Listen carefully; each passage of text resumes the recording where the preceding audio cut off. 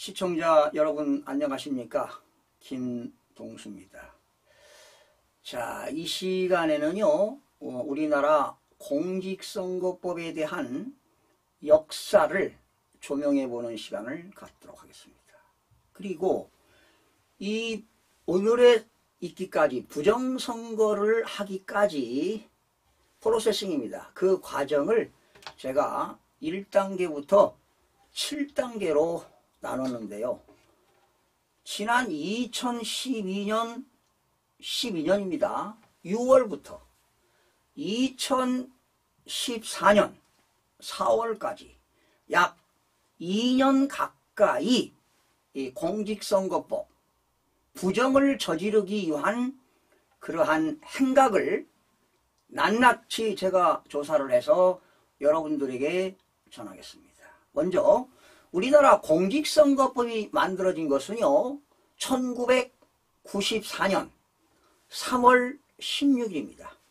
법률제, 이것까지는 중요하지 않습니다. 법률제 4739호로 1994년 3월 16일부터 시행이 됐습니다. 그러니 지금 30년이 넘었습니다. 그러면 공직선거법이 만들어지기 전에는 대통령 선거법, 국회의원 선거법, 지방의회 의원 선거법, 그리고 지방자치단체장의 선거법, 이렇게 4가지 선거법이 있는데 그것을 모아서 한데 모아서 공직선거법으로 1994년 3월 16일부터 시행된 법입니다. 그러면 이 공직선거법은요, 제정 목적이 뭐냐? 바로 국민의 자유로운 의사와 그리고 민주적인 절차에 의하여 공정히 선거가 행해지도록 만들어진 것입니다. 그런데 공직선거법의 가장 중요한 건 뭐냐? 공정성과 투명성입니다. 즉 부정선거를 방지해서 민주주의 정치 발전에 기여하겠다는 것이 바로 공직선거법이 되는 것입니다. 자, 그러면 우리나라 이 공직선거법 오늘날 사전투표제도가 있기까지 사전선거를 통해서 부정을 저지르는데 조사해보니까 7단계가 나옵니다. 우선 첫 시간은 이거를 한꺼번에 강의할 수가 없고요. 총론 시간을 갖도록 하겠습니다. 1단계는 2012년 6월 7일 선거인들을, 즉 투표하는 사람 선거인들의 투표를 참여를 적극적으로 참여를 유도하기 위해서 촉진시키겠다, 프로모션하겠다, 이런 것이 바로 1단계가 되겠고요. 2단계는 부재자 투표를 도입했습니다. 3단계는 본인 확인을 위한 무인 또는 서명 방법을 모두 사용할 수 있도록 만들었습니다. 4단계는 제외선거인입니다. 외국의 제외선거인들의 등록 신청, 나 국회의원 선거, 대통령 선거에 참여하겠다, 상시적으로 할 수 있도록 가능하도록 만들었습니다. 5단계는 부재자 투표의 특례 제도를 만들었습니다. 그리고 6단계는 사전투표관리관이 모든 투표를 관리할 수 있도록 만들었습니다. 그게 2013년 8월 달에 만들었는데요. 제가 이 부정선거를 방지하기 위해서는 6단계에 나오는 사전투표관리관, 그러니까 지역선거관리위원회의 사전선거, 사전투표관에 도장을 찍도록 되어 있습니다. 원래 공직선거법 158조 3항에는 사전투표관리관에 사인도장을 찍도록 되어 있는데 도장을 찍지 않고 인쇄해서 투표를 하고 있습니다. 왜 그러냐? 시간을 절약하기 위해서, 국민들이 선거하는데 선거인들의 편리성을 도모하기 위해서 인쇄로 가능한다, 이렇게 공직선거법 중앙선거관리위원회에서 공직선거 관리 규칙을 만들었다는 겁니다. 그래서 제가 22대 국회의원 선거를, 부정선거를 막기 위해서 사전투표하는 사람들은 본인이 이름, 성명, 주민등록번호, 전화번호, 서명, 사인 이거를 하게 되면은 사전선거 투표한 사람과 그 명단하고 대조가 되면 부조리를 저질 수가 없습니다. 그렇게 관철시키자고 칼럼을 쓰고 방송을 하고 외쳐대도 실행이 안 됐습니다. 한동훈 씨도 책임을 져요. 본인이 사전투표관에 관리관에 도장을 찍자고 3번을 외쳤는데 왜 관철을 못 시켰습니까? 그렇게 여당과 국민의힘과 정부는 그렇게 힘이 없습니까? 참 한심하기 짝이 없습니다. 자, 그래서 오늘날까지 지금 7단계로 나누는데요. 오늘 이 시간에는 1단계를 소개하도록 하겠습니다. 먼저 1단계를 소개하기 전에 여러분들 혹시 이런 말 들어보셨나요?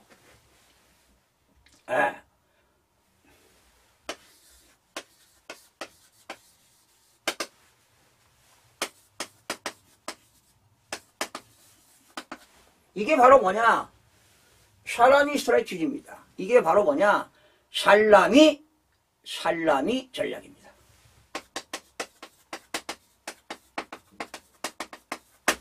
전략. 바로 이 샬라미 전략이라는 것은 여러분들이 더 알고 싶으면 네이버나 다음에다가 샬라미 전략을 전략 또는 전술 그렇습니다. 전술. 전략 또는 전술을 치게 되면은 내용이 나옵니다. 제가 간단하게 읽어드리겠습니다. 샬라미 전술이란 어떠한 협상을 하는데 한꺼번에 포괄적인 목표를 달성하는 것이 아니라 쟁점의 이슈를 부분별로 세분화하여 하나씩 야금야금 해결해 나가는 각각에 대한 대가를 받아냄으로써 이익을 극대화하는 전술입니다.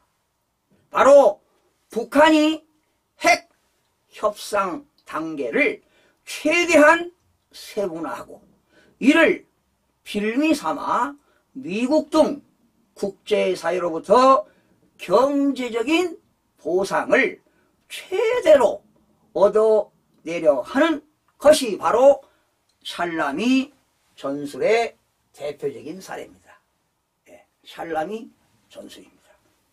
원래 이 샬라미라고 하는 것은 어떤 덩어리를 야금야금씩 얇게 썰어가지고 바로 이탈리아 큰 소세지를 얇게 썰어가지고 맛있는 음식을 만드는데 사용되는 데서 따온 말이 바로 샬라미입니다. 그러니까 샬라미라고 하는 것은 결과적으로 이탈리아 소세지에서 따온 말이다 이런 얘기입니다.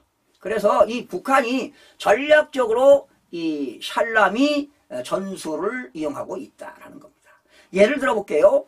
지금 북한에 있는 과거의 김일성, 김정일 그리고 현재 김정은이죠. 남한에 있는 교회들을 없애는 게 꿈입니다. 그리고 남한에 있는 사법부를 장악하는 겁니다.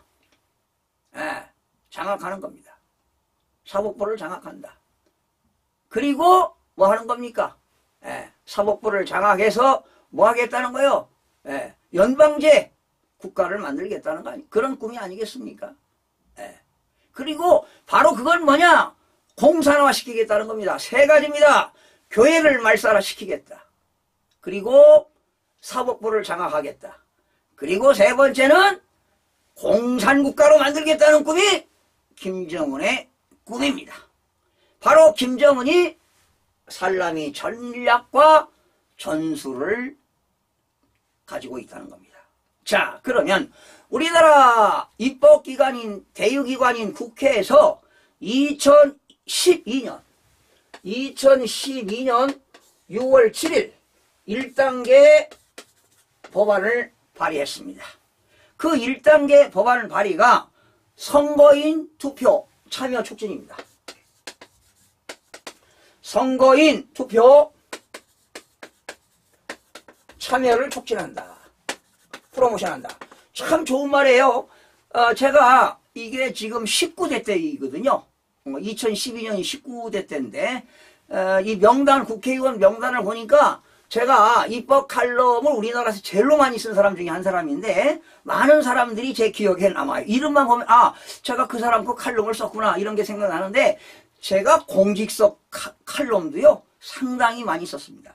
그리고 원래 이 공직선거법이 어려운 법입니다. 이게 심지어 공직선거법이요 원래 이 공직선거법이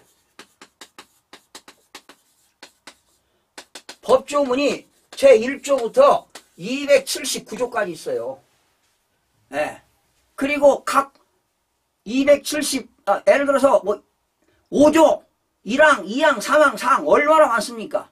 그 내용이. 그래서 이 공직선거법, 이 국회의원 출마하는 사람들 내용 잘 모릅니다. 그러다 보니까 공직선거법으로 걸려가지고 벌금 100만 원만 받으면 국회의원직이 박탈당하는 거예요. 이번에 조국 씨도 당선이 됐지만 전국구로 비례대표제로 됐지만 만약에 대법원에서 형 확정이 되면은 배지가 날아갑니다. 이렇게 무서운 게 바로 공직선거법인데 공직선거법. 자, 이게 지금 1조부터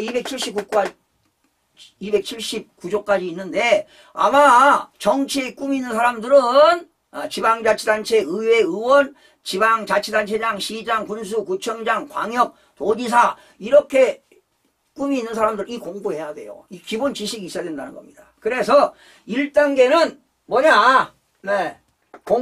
이거 선거인 투표를 참여를 촉진한다. 이건데요.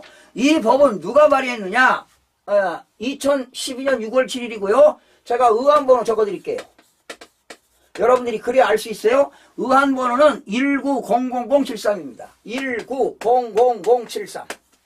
1900073입니다. 여러분 대한민국 국회에 들어가셔서 19대 들어가셔가지고 의안번호 치시고 공직선거법 치시면 다 내용을 보실 수가 있습니다. 자, 그런데 여러분 대표 발의한 사람이 누구냐? 이 당시 1단계 2012년 6월 7일 날 공직선거법 대표 발의한 사람이 누구냐? 대표 발의가 민주당의 그 당시 이용석 의원입니다.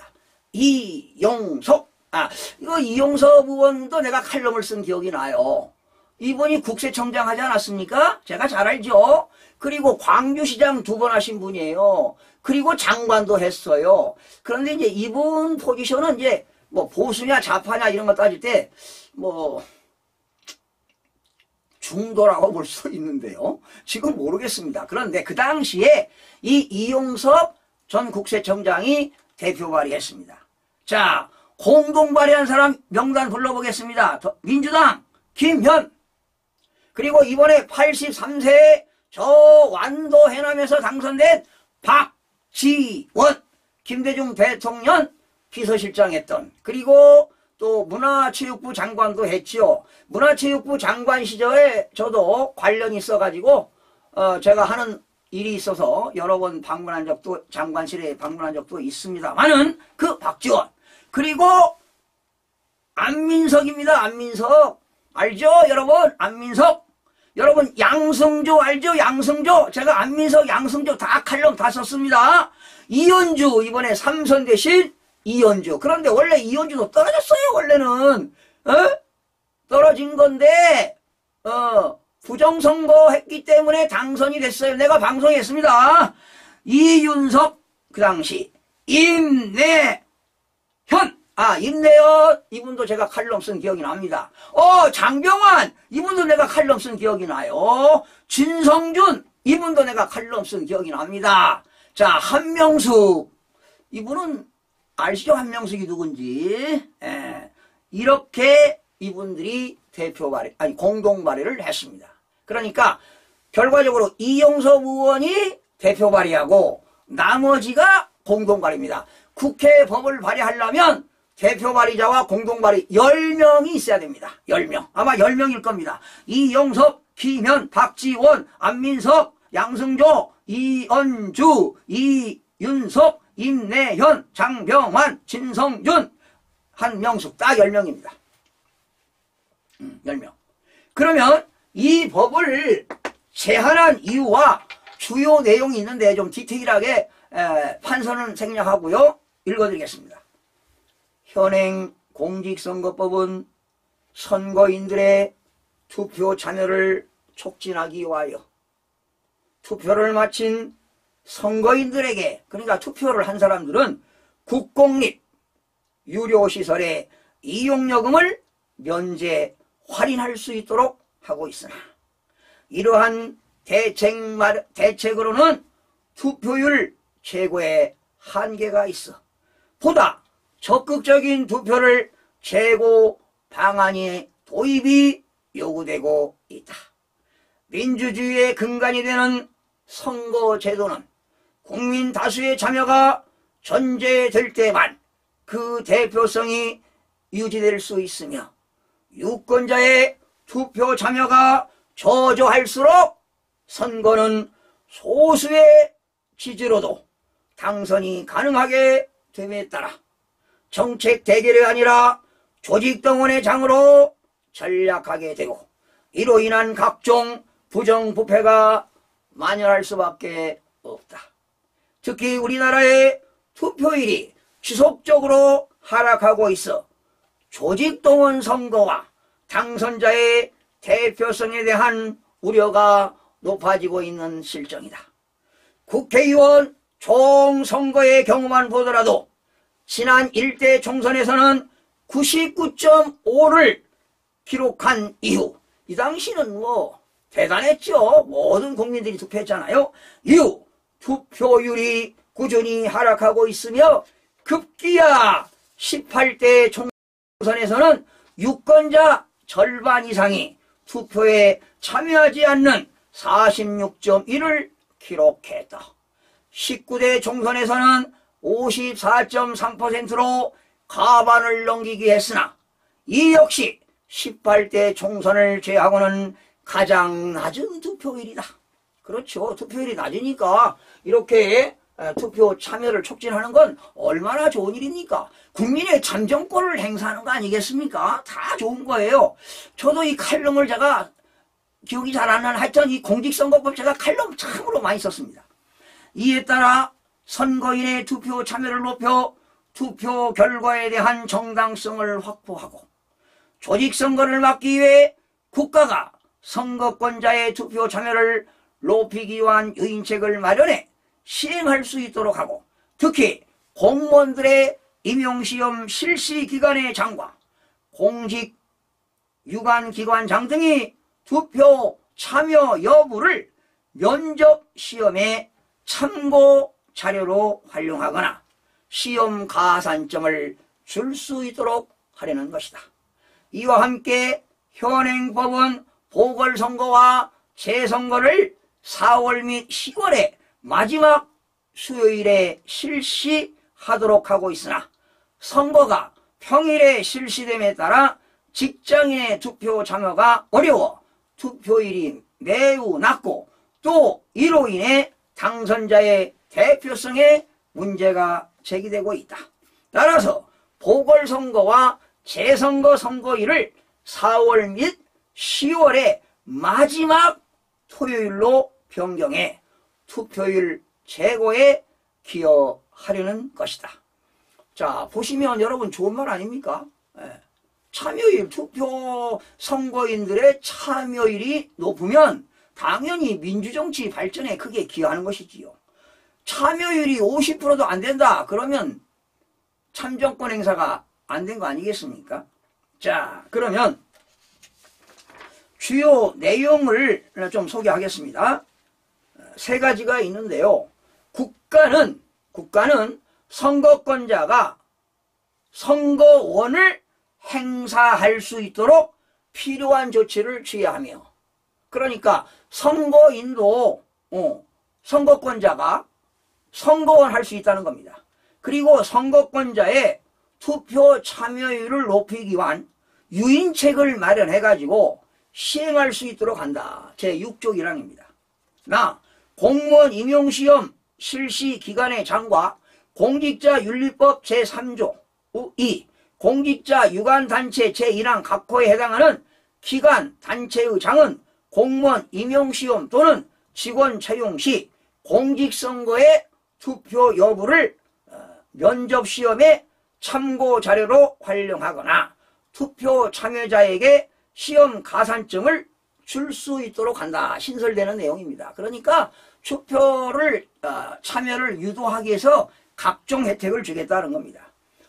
지역구 국회의원, 지방의회 의원, 지방자치단체장의 보궐선거입니다. 보궐선거 등의 선거일을 4월과 10월에 마지막으로 한다. 35조 제2항 제1호가 되겠습니다. 바로 1단계가 이겁니다. 선거인 투표 참여를 촉진시킨다. 프로모션한다. 자, 이제 2단계는 부재자 투표의 도입입니다. 이 대표 발의한 민주당에서 대표 발의한 것들이 2년 동안에 만들어진 그런 대표 발의한 내용들이 2013년 4월에 안전행정위원회에서 그냥 일괄 가결이 되었습니다.